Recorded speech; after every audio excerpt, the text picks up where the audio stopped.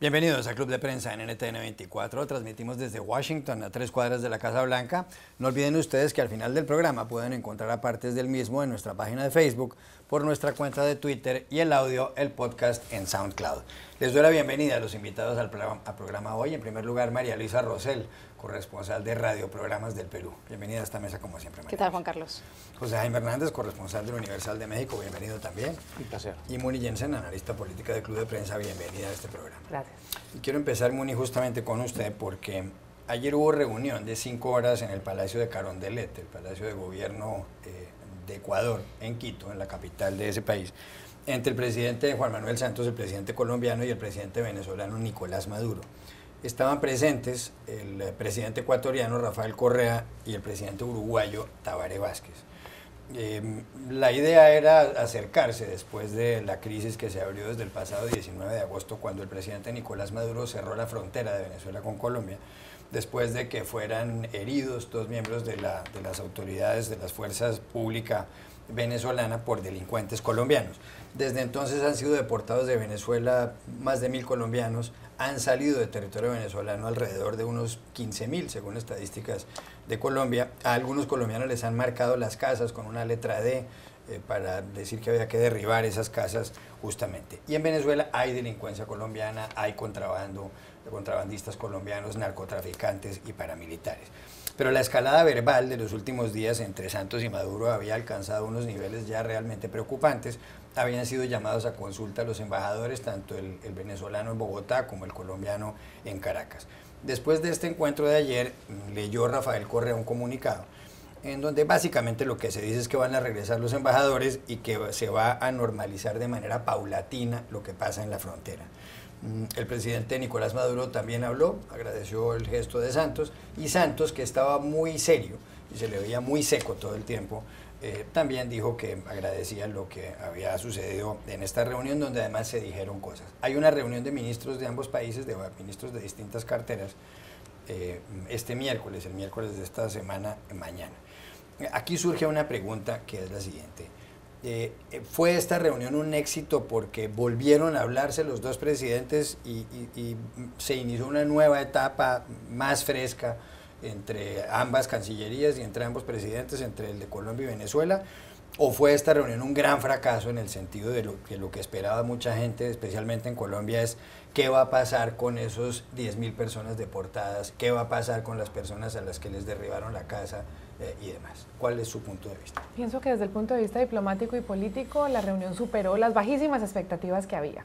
Y creo que fue mejor de lo que muchos esperaban, y particularmente el presidente Santos, que trató de bajar aún más las expectativas a través de su cuenta de Twitter ayer, en la medida en que se llevó a cabo, que se tomaron la foto muy sonrientes, en donde lograron algunos acuerdos y donde por lo menos los embajadores regresaran a sus Pero sonriente trabajos. no estaba Santos, todos los demás estaban sonrientes menos Santos. Exacto. Eso hay que decirlo. Es verdad. Por otro lado, desde el punto de vista humanitario no se ha resuelto nada. Yo creo que la gente que está en la frontera en este momento viviendo una situación muy complicada, poco le importa que hayan tenido esta reunión y se hayan tomado esta foto, y poco le importa que hayan anunciado una normalización paulatina, porque están viviendo una situación que es urgente y es realmente muy, muy complicada, sobre todo pues para los niños.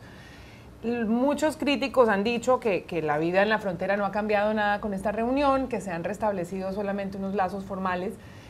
Creo que viene a la mente ese dicho de que cuando uno no quiere que algo no se resuelva, nombre una comisión o un comité, pues esto es lo que han hecho.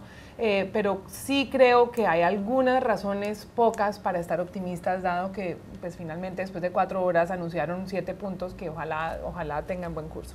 José Jaime Hernández. Yo no puedo dejar de experimentar esta sensación de derrota, porque han fracasado aquí en muchos sentidos otras instancias. Pienso, por ejemplo, en la OEA, que de esta forma se ha demostrado su incapacidad, la han ignorado olímpicamente y han decidido resolver el problema en su terreno, en su territorio. Eso es muy triste, es muy lamentable y es preocupante. De otro lado, yo sí creo que, aunque es bueno que los dos gobiernos se hayan puesto de acuerdo para que esto ya no escalara más, yo sí creo, como dice Moni, la gente, la que ha sufrido estos agravios, queda con esta sensación de, bueno, ¿y a mí quién me va a pagar y a compensar la humillación, el sufrimiento, la destrucción de quizá de mis propiedades? Y eso, quieras que no, marca a mucha gente, y eso de alguna manera yo creo que yo tengo la sospecha de que esto es algo que les está dejando una especie de rescoldo de amargura al presidente Santos, porque son sus ciudadanos. Él tuvo que haber dado la cara por ellos y no los puede compensar de otra manera. Pero en cualquier caso, yo creo que bueno que se conjuró esta crisis. Yo, como dice Moni, soy bastante reticente cuando se crean estas famosas comisiones para ver cómo empujan el carro de los acuerdos de la negociación. Y lo que me preocupa también es los tiempos elegidos. Sobre todo para el presidente Maduro, era interesante que se produjera este encuentro y este acuerdo que los haga parecer como un gran estadista, el momento en que en la calle ya tiene a miles manifestándose por el tema de Leopoldo López. Ha conseguido de alguna manera distraer por un momento el foco de la atención. Y yo creo que eso habla mal por eso yo tengo este regusto, ¿no? De esta sensación de alivio, pero al mismo tiempo de fracaso. María Luisa. Yo creo que en diplomacia los gestos son importantes y el hecho de que los dos presidentes se acerquen, se estrechen la mano, aunque como tú bien dices, no necesariamente los dos sonrientes, hace que haya un acercamiento y que por lo menos haya una distensión, porque el lenguaje y la agresión y los ataques entre los dos presidentes, especialmente del lado venezolano, eran muy discientes, eran muy claros. Y el hecho de que los dos presidentes se acerquen marca el inicio o la pauta para posibles acuerdos binacionales, como señalaba Muni y José Jaime. Yo lo que creo que lo que importa más ahora probablemente es la restauración de la confianza entre los dos países y de sus agentes de seguridad en ambos lados de la frontera, porque los dos países se enfrentan a un problema común que es la criminalidad, el narcotráfico, el paramilitarismo, y el hecho de que no haya confianza entre los dos países y que no se logre una restauración de eso o un arreglo de esos problemas hace que el problema continúe. No es la primera vez que Colombia y Venezuela tienen un problema. Ya otras veces Colombia ha tenido que incursionar en territorio venezolano para sacar a paramilitares o para terroristas de la FARC. Así que yo creo que lo principal, lo que viene ahora probablemente sea a través de un comité binacional o otra vía, la restauración de la confianza entre los dos países, que está quebrada. Ya regresamos al Club de Prensa a hablar del viaje del Papa Francisco a Washington, porque llega esta tarde. Volvemos al Club de Prensa en NTN 24 desde Washington. María Luisa, el diario The Washington Post, el periódico más importante de esta ciudad, trae en portada una fotografía del Papa Francisco ayer en Cuba. Y además el titular es Pope's Next Stop, D.C.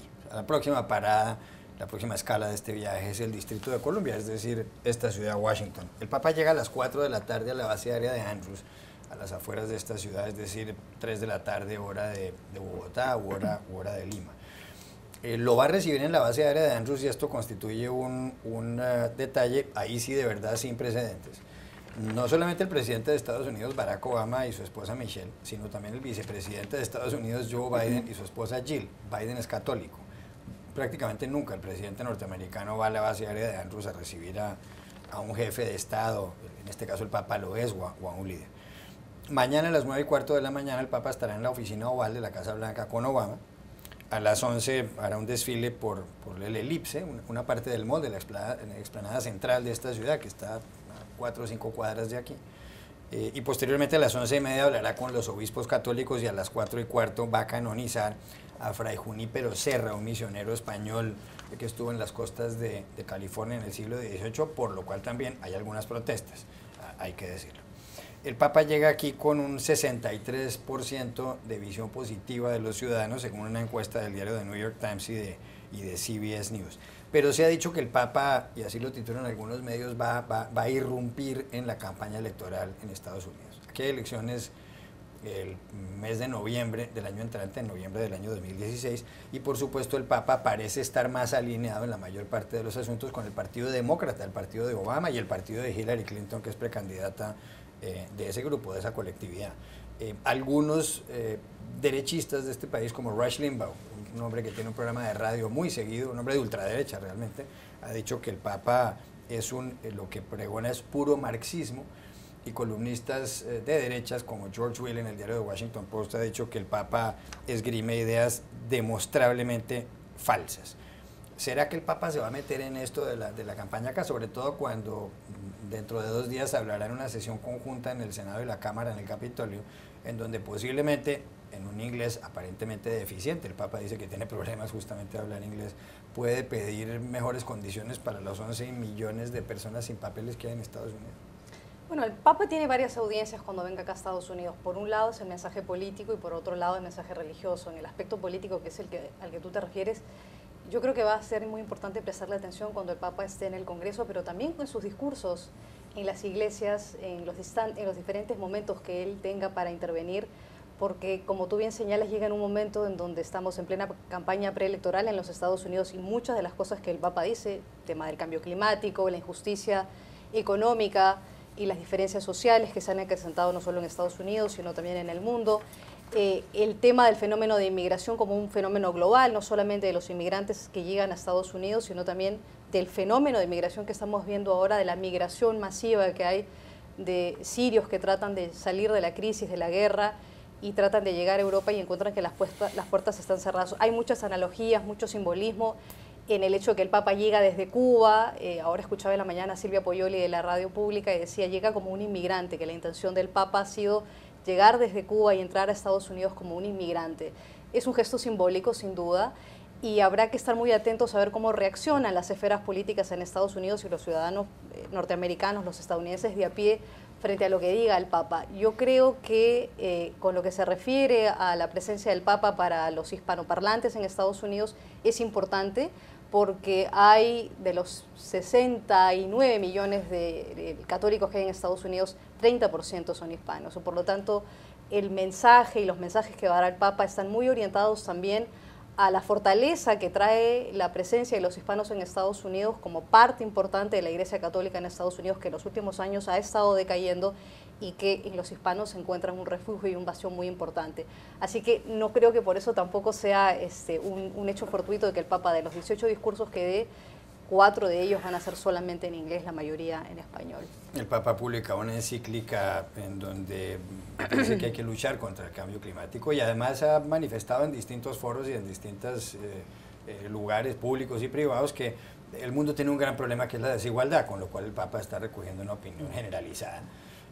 Pero hay precandidatos del Partido Republicano aquí en Estados Unidos como Jeb Bush, que podría llegar a ser candidato, aunque hoy en día en las encuestas no está muy bien, que está casado con una mexicana que es católico y el Papa ha dicho, el señor Jeb Bush ha dicho, yo no tengo por qué diseñar mi política económica por lo que diga el Papa. Bueno, yo creo que es bastante comprensible esta actitud de Jeb Bush. Hay que tener en cuenta una cosa, yo creo que si la visita del Papa está causando tanto escozor en el sector de la extrema derecha, es porque yo creo que de alguna manera este es un síntoma de hasta qué punto Estados Unidos ha habido un proceso de transformación tan brutal en el plano demográfico que la visita del Papa Francisco saca a flote estos reacomodos de estas placas tectónicas demográficas, ¿no? Por ejemplo, el 27% de los católicos en este país, el 27%, es decir, más de una cuarta parte, son católicos que han nacido fuera de Estados Unidos. Y los hispanos, como decía María Luisa, son este vivero de la Iglesia Católica. De hecho, la base hispana es responsable en buena medida de este fenómeno del renacimiento de la Iglesia Católica en estados como California, donde la Iglesia se ha enriquecido gracias a los inmigrantes. Los inmigrantes los vas a ver cada domingo acudiendo a misa y poniendo sus 3, sus 4 dolaritos en el cepillo. Y eso te habla del interés que tiene la Iglesia hacia esta comunidad. De otro lado, el discurso del Papa Francisco, a mí me da mucho gusto que el Papa Francisco sea este Papa que llega, que es capaz de levantar este tipo de expectativas. Esta misma mañana recibimos muchos periodistas que vamos a cubrir en el Capitolio esta aparición del Papa, advirtiéndonos que va a haber realmente muchas dificultades de movimiento. Eso te habla de la enorme capacidad de convocatoria que ya tiene el Papa en el Capitolio. Las calles van a estar prácticamente colapsadas, la gente va a venir. Es decir, este fenómeno no había ocurrido con Benedicto, el Papa Benedicto, ni con Juan Pablo II. Ha sido el Papa Francisco el que está atrayendo esta atención. ¿Por qué? Por el mensaje en contra de la desigualdad, que es un tema que atañe mucho a las minorías en Estados Unidos, pero no solamente en Estados Unidos, en todo el hemisferio. Y el hecho también de que sea un personaje que se ha convertido en compañero de viaje de Obama en el proceso de reconciliación con Cuba, en esta lucha contra el cambio climático, yo creo que de ahí este escozor, esta molestia, pero también de ahí también esta expectativa, porque a mí me parece que se lo merece el tipo. Pienso que el Papa es una contradicción ambulante, una contradicción en un papamóvil. Llega aquí como representante de los pobres al país más rico, con un mensaje anticapitalista al país más capitalista. Llega a un país que no es católico como un gran líder espiritual, con un mensaje que va a enojar a todo el mundo. Aparte se va a zambullir en medio de una campaña política donde de lado y lado hay temas donde la Iglesia y el Papa no comulgan. Por el lado de los demócratas, realmente así el Papa haya dado algunos titulares últimamente, es una iglesia que no aprueba el matrimonio gay, que está en contra del aborto y que está en contra de muchas de las políticas sociales de los demócratas. Por el lado del republicano hay razones para enojar a todos, desde el discurso de tolerancia con la inmigración hasta el mensaje anticapitalista en donde reconoce la importancia de que el Estado proteja a los pobres, el tema de cambio climático que muchísimos en el lado republicano niegan, es decir, llega realmente con un mensaje que va a encrispar mucho los ánimos, especialmente en la audiencia en el Congreso. En el Congreso es curioso, como ambas líderes, el de la mayoría y minoría, son católicos, John Boehner y Nancy Pelosi, cada uno a su manera son personas católicas, así como Biden, que usted ha mencionado, así como la Secretaria de Salud, que tiene a su cargo tantas políticas de reproductivas y tantos temas que son polémicos en el tema de salud. También lo es Dennis McDonough, el jefe de gabinete de Obama, es decir, está bastante robusto el número de católicos en la Casa Blanca y en el Congreso. Creo que realmente lo que salvará al Papa de metidas de pata es el hecho de que, como no habla muy bien inglés, la mayoría de sus discursos, los que pronunciará en inglés, y sus sermones serán digamos, en un libreto, y es difícil que él, en un idioma que no domina, en un país donde nunca ha venido, se salga mucho del libreto, pero de todas formas los titulares están por venir en los próximos días. Sí, no solamente un apunte, yo creo que, además, una de las señas distintivas de esta gira del Papa es que yo he escuchado ya entre inmigrantes, que ya le dicen el Papa Panchito. Y esto te habla de el grado de afección que sienten por un Papa que sienten ellos más próximo, que habla español y que de alguna manera va a dar la cara por esta población de esclavos de la era moderna que siguen viviendo en la nación más rica del planeta. Hay una columna de David Brooks, Juan Carlos, que comentamos esta mañana, David Brooks, que es un columnista judío del New York Times, donde habla específicamente de eso, de la capacidad del Papa de acercarse directamente en un tono íntimo y muy personal a las personas, y como él no solamente le habla a las instituciones, sino a los individuos, y la agenda refleja también esto, él quiere almorzar y comer con las personas que no tienen hogar, y ha hecho varios esfuerzos por hablar directamente con sus feligreses. En este país puede haber unos 60 millones de católicos, hay 53 millones de hispanos, no todos son católicos, por una parte, y es cierto que el Papa ha tenido líos para hablar inglés. Él aprendió a hablar inglés en Dublín, en la capital de Irlanda, la primera vez que estuvo allá, o en una de las ocasiones que estuvo allá. Hay un asunto que preocupa también, es la seguridad del Papa. En el papamóvil no le gusta tener cristales blindados, vidrios blindados. El servicio secreto aquí en Estados Unidos está a cargo de la seguridad del Papa. El servicio secreto ha cometido errores graves recientemente. El Papa también viene con los guardias suizos, con uno de sus principales escoltas, y además el servicio secreto le ha puesto agentes que hablan español, pero hay temor en algunos sectores por la seguridad del Papa.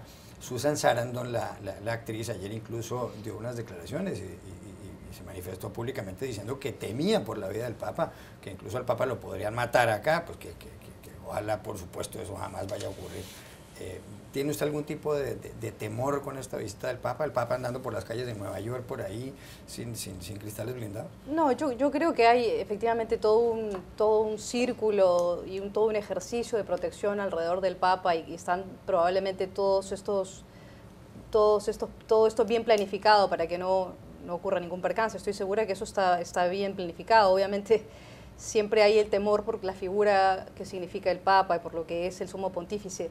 Yo creo que aquí lo difícil que va a ser para los agentes de seguridad, para el servicio secreto y para los que están encargados de la seguridad del Papa, es que el Papa tiende a ser muy espontáneo y va a ser muy difícil seguramente para ellos contener al Papa en algunos momentos, especialmente en las misas que van a hacer tanto en la Catedral de San Mateo, que no está muy lejos de aquí, donde el Papa va a dirigirse a un centenar de obispos católicos, como en la misa de la canonización en la Basílica de la Inmaculada Concepción, cerca de la Universidad Católica de Washington, donde estudió Mooney, y yo creo que ahí va a ser muy complicado, porque eso es una misa donde congrega muchísima gente. El otro gran, supongo, reto para la seguridad es en Filadelfia, porque ahí se espera que en el Congreso de la Familia en Filadelfia, en el estado de Pensilvania, lleguen por lo menos 1 millón de católicos, familias, o sea, gente que ha tomado todo ese fin de semana para estar con el Papa en el fin de semana, luego después que regrese de Nueva York. Yo creo que el reto más grande probablemente esté allí y por supuesto también en Nueva York, frente al Madison Square Garden, donde se esperan 20.000 personas en una misa multitudinaria. Esperemos que todo salga bien. Por supuesto. Cambio de asunto, José Jaime. En España hay noticia porque ha sido detenida en Francia, en el departamento de los Pirineos Atlánticos, justamente en la población de Saint-Étienne de Baigorri, 2 de los 3 líderes de ETA, la banda separatista vasca que ha cometido muchos atentados terroristas y que en los últimos tiempos no había vuelto a cometer delitos. La banda ETA fue fundada en los años 50, un 31 de julio, para conseguir la independencia del País Vasco del resto de España. Ya empezaron a cometer asesinatos alrededor de 1000 en 1968. Pues fueron detenidos en esta población David Pla, de 40 años, e Irache Sorzábal, de 43. Sigue en libertad Josu Ternera, José Antonio Urruticoechea Bengoechea, un hombre de más de 60 años, que es uno de los líderes históricos de ETA. Usted fue corresponsal en España varios años, yo lo fui también. No es la primera vez que uno ve el titular: cae cúpula militar de ETA, cae cúpula militar de ETA y cae cúpula militar de ETA. ¿Tiene esto alguna importancia real? En términos históricos yo diría que sí, porque evidentemente estos ya son los últimos estertores de una organización de más de medio siglo. ¿Te acuerdas? Cuando éramos corresponsales vivíamos pendientes de el número de atentados, a qué mando de la Guardia Civil habían ejecutado, a qué empresario habían secuestrado, y después poco a poco ETA se fue desmantelando, y esta detención, digamos que es el tiro de gracia. Yo creo que ha sido quizá uno de los últimos capítulos que se escribe de esta organización, pero a mí lo interesante del caso, si hacemos este ejercicio de mirar hacia el pasado y desde el presente, sí, para mí a la gente de ETA ya han quedado completamente, y habían sido rebasados desde hace un buen rato, no solo la gente por los gente del Estado Islámico, que ahora son la causa de la principal preocupación de los cuerpos de seguridad en España, sino también por estos independentistas que ya no necesariamente utilizan pistola, ya no te sueltan, ya no te descerrajan un tiro en la cabeza, sino que son capaces, por ejemplo, en Cataluña, de organizar marchas, protestas, para exigiendo la independencia de la separación de España. Yo creo que estamos en otra era completamente distinta.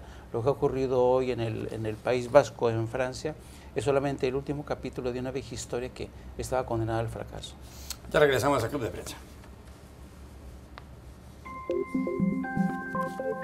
Volvemos al Club de Prensa. Escándalo en Inglaterra. Lord Ashcroft, amigo de David Cameron, primer ministro británico, ex amigo más bien, acaba de publicar una biografía, Call Me Dave, llámenme Dave, en alusión al primer ministro, y cuenta que Cameron, cuando estaba en la Universidad de Oxford, entró a una sociedad que tiene solamente 12 integrantes, Piers Gaveston, una sociedad secreta donde hacen cosas un poco extravagantes los estudiantes de estas fraternidades universitarias.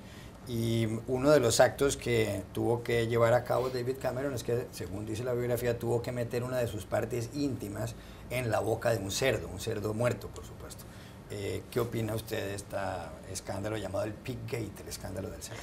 Bueno, todo ese tipo de prácticas de las fraternidades de todas las universidades del mundo realmente deberían ser condenadas. Más de uno en Estados Unidos seguramente estaría preocupado de que salga una revelación parecida. No se sabe si es verdad eso, pero... No, pero no importa. Yo creo que en el Reino Unido ya no se han acostumbrados a este tipo de espectáculos que se convierten en el detritus, el que mucha gente ahora está con la imagen esta perturbadora, imaginando a David Cameron metiendo su parte íntima en el hocico de un cerdo, Dios mío. Tan inglés este escándalo con los tabloides, la realeza, el dinero, los presidentes y el sexo.